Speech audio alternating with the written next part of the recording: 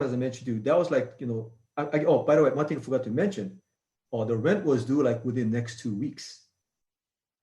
Okay, no food, $20, rent's coming due. What am I going to do?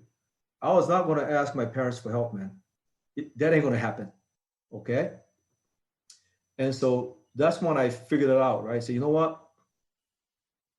I got to make this thing happen. I don't care what I do, I got to make it happen. Bottom line is, I made it happen.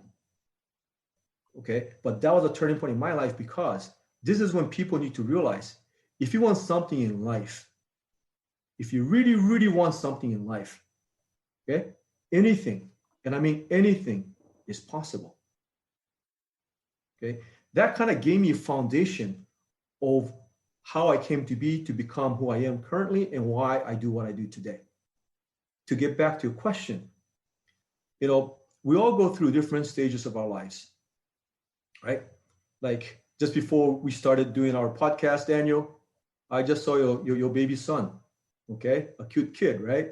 But man, he can't take care of himself, right? He's totally dependent on you, right? I mean, but that's what the babies need. They need someone to take care of them, right? Yeah. And eventually, as they get older, right, we all enter into what we call an independent stage, right? So this is when I mean, if just wait and see, man. Okay, when your son is about maybe 6 or 7 years old, he will say, "Dad, I can do it. I can do it." Okay, right? Because the kids want to do everything themselves, right? Okay, and then eventually we're all going to enter a space where we need each other, right? So for the longest time, man, I was at the independent stage. You got to understand, right? The way I grew up, I didn't have anything, right? So it was all about me. It was all about me, right? Because I got to take care of myself first. Okay. So I went through that stage. But now it's about understanding how we can together, right, work and make things happen. So with my kids, the way the way I raised my kids, along with my wife, is that we wanted them to be taken care of, so that all the stuff that I had to go through are not in their mind, and they can focus on what they wanted to focus on. Okay, now people might say, "Hey, but you know what? You're kind of spoiling them." Yeah, I love spoiling them because you know why? I was never spoiled. So I love spoiling them. It's okay because you know what? What I taught them is through sports. Okay, both of my kids are elite soccer players. Okay, my daughter played Division I college, just graduated. My son is getting ready to turn pro. Um, I'll say within the next 2 to 3 years that's his goal, is turn pro. Okay, so it's a commitment from when they're younger. Both of my kids been playing since when they're about 5 years old. Okay, unfortunately for them, I was their coach, and I'm a hard nosed coach, man. Okay, because you know how I grew up. Okay, I don't want my kids to ever think that what they got is an entitlement. And once again, that's the problem we have with all the kids today. They think everything is entitlement. It's not, man. It's a privilege. It's a privilege. It's a privilege to be able to play a sport. Okay. Look, I wanted to train so much, but I couldn't train. Right. I was held back. Now, I'm not saying that's my excuse or anything, but I'm just saying that I wanted to and I could not until I turned 16. I had the freedom to do whatever I wanted to do. Right. So it's a privilege. So that's what I taught them. So what I do is I teach my kids discipline. Right. I teach my kids about work ethic. By the way, when I say my kids, it's also the kids that I coached over the years, because I coached competitive soccer for 16 years. So in coaching my own kids, I've also coached other kids, right? And so it's all about understanding about life skills. For me, it was teaching them about something that I've gone through myself, the challenges I've gone through, okay? And I knew for me what I had to do to overcome that. So those are the things I want to teach these kids. Because, as you just mentioned, okay, talking about money, okay, I'm going to tell you something, man. Money is important to a certain point, okay? In other words, you have to have enough money so that you can take care of yourself, your family, your loved ones, right? That's important, okay? But once you reach a certain point, beyond that, what's money anyway, right? That's when the money to me becomes the tool, right? Tool to help those people that is not as fortunate as you are, okay? Not to feed on the fish, man. I don't believe in feeding them the fish, right? I believe in teaching them how to fish so that they can become self-sufficient. And so in our family, okay, two things that I am very, very strict about, okay? Athletics and academics, because they're both connected. I did not know that, Daniel. I had to tell you, okay? I had a really bad grades all the way through, I think, junior and high school, and that's when I had the aha moment, right? So high school, senior year, I did very well. When I attended college, man, I aced out on everything. Why? Because I wanted it now. It's no longer people force me to study from 3 p.m. to 9 p.m. kind of thing, right? And so I am very, very hard on that too, because you get what you put out, or what you put in, I'm sorry. Okay, right? So whatever you put in is what you're going to get out. Garbage in, garbage out. So what I taught my kids is that everything you do, I want nothing more than your best effort. Always. Always. Okay? Because isn't that crazy that people will literally put garbage in, but they expect gold out? Well, look at it. Look at this entitlement thing, man. Right? Meaning that you expect, and to me, that all has to do with one word. It's called accountability. How accountable are you to the result you're getting? So if they're putting in garbage and expect to get a goat out, that's not being accountable, man. That's what I would call like I don't want to say in a bad way because I believe in charity, but it's like the worst kind of charity case, right? Like they want handouts. You know what I mean?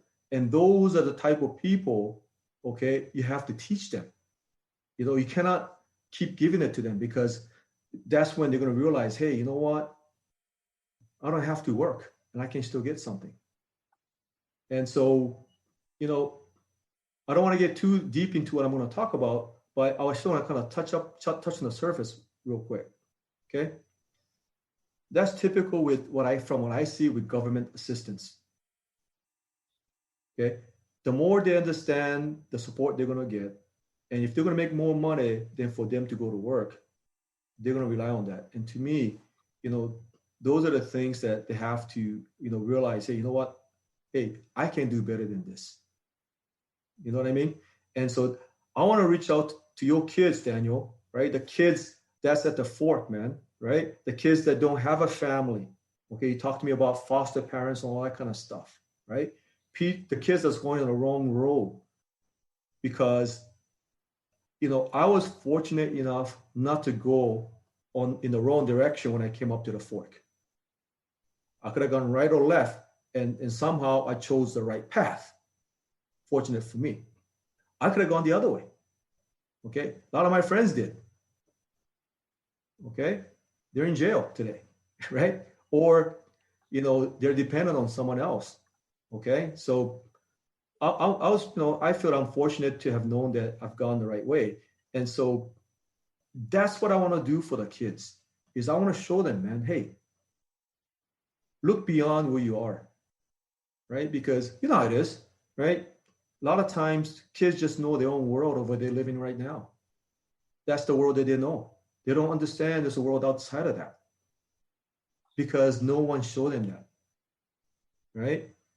And like I said, for me, because I'm a free bird and experimenter, even though I was confined in a certain environment, when I had the opportunity, I broke out, kind of thing, right? And I was able to see that. And so that's what I want to do. So when I say, yes, I can, is that, guess what, man? Anything you want in life, if you really, really want it, and if you first of all, you got to believe that you can, right? And don't let anyone tell you otherwise. Because there's a lot of people that's out there going to tell you what you can and cannot do. Okay? And the reason why they do it that way, at least from my experience on why they say that, that's because they have their own, what I call their own self-limited belief. Just because they cannot do it, think that you cannot. Guess what? That's them. That's not you. Okay? Why is it that one person can be successful, but then other person cannot be? Why can someone go and play professionally, but one person cannot? I mean, we're all built the same, man. We're born the same way. So what's the difference? You know what the difference is? It's the mentality. It's your mindset. It's what you believe, your belief system. Okay? Those are all learned. Okay? We don't born with a belief system, man. We learn all that stuff. So if you learn the wrong way, unlearn it and learn the right way. And let no one tell you otherwise what you can and cannot do. Yeah, I believe that I was just talking about beliefs last week. Okay. And I told a group of kids, I go, you'll never create a unique belief because your parents are brainwashing you, starting in the womb, when you're in the womb from conception to 9 months. And then when you get out from like when you're born to about 7 years old, the subconscious is built.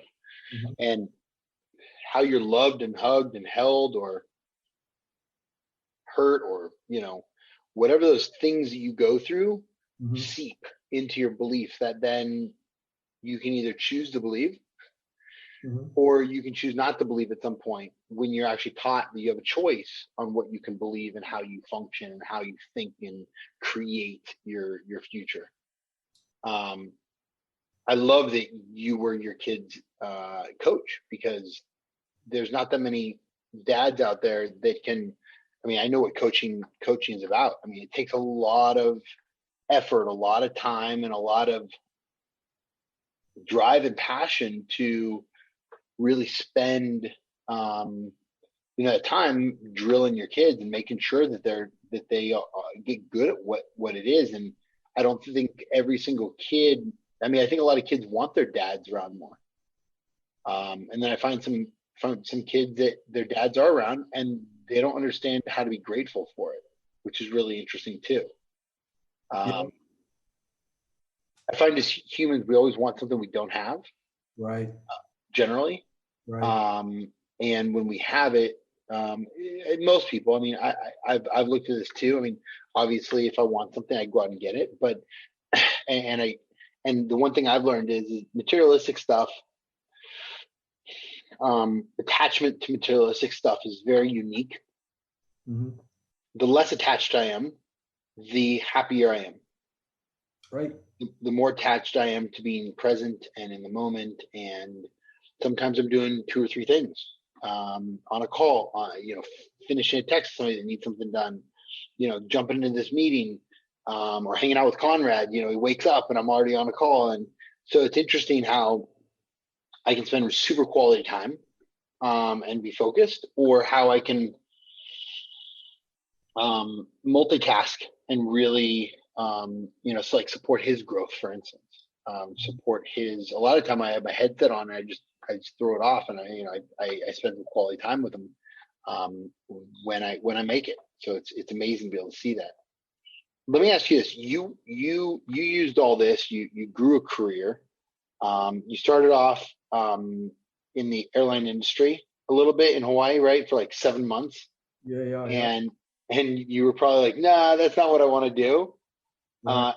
And then you went into like the money management world and you helped people become, successful, and you're also working with people to become significant and impact others and figure out how they can maybe donate money or grow or that sort of thing.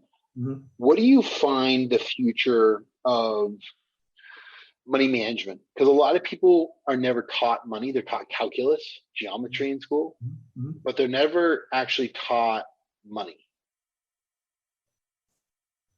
So to answer your question, okay,